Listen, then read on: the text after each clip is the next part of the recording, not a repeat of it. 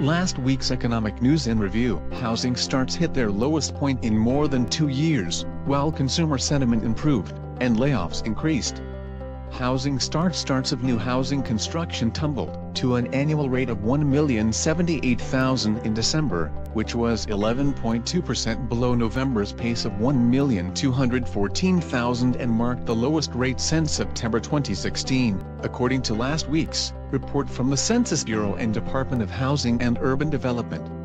Compared to the same period a year ago, December's housing starts were 10.9% lower than December 2017's rate of 1,210,000. Starts on single-family homes in December dropped to an annual rate of 758,000, which was 6.7% lower than November's pace of 812,000. Starts on buildings with 5 units or more fell to a rate of 302,000, which was down 22% from November's rate of 387,000. Permits to build new homes, an indicator of future housing activity, were mixed. Construction permits dipped to an annual rate of 1,326,000, which was 0.3% higher than November's rate of 1,322,000. Permits for single-family home constructions dropped to 829,000, which was down 2.2% from November's pace of 848,000. Permits issued for buildings with 5 or more units grew to a rate of 460,000, which was 5.7% higher than November's level of 435,000. Consumer sentiment. The index of consumer sentiment grew to 93.8 in February, which was up 2.9% from January's score of 91.2, the University of Michigan surveys of consumers reported last week. That said, when compared to the same period a year ago, the index was down 5.9% from 99.7 in February 2018.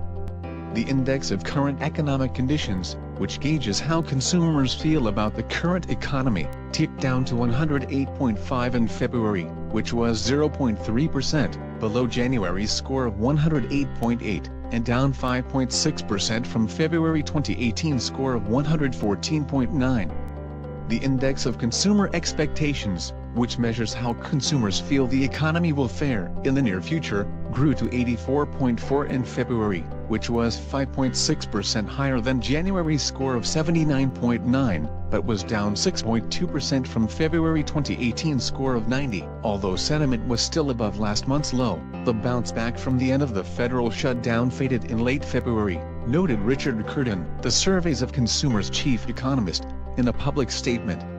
While the overall level of confidence remains diminished, it is still quite positive. Initial jobless claims. Looking at layoffs, first-time claims for unemployment benefits filed by recently unemployed Americans during the week ending February 23 grew to 225,000, a gain of 8,000 claims from the preceding week's total of 217,000, the Employment and Training Administration reported last week.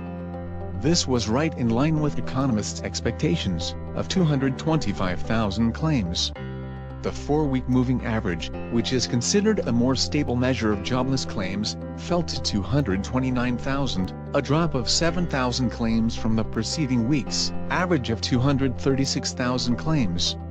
The administration's latest report marked the 208th straight week that initial claims have come in below the 300,000 claim level, which economists consider an indicator of a growing job market. We are still seeing some releases delayed due to the recent government shutdown. This week, we can expect, Monday, construction spending for December from the Census Bureau and the Department of Housing and Urban Development. Tuesday, new home sales for December from the Census Bureau and the Department of Housing and Urban Development.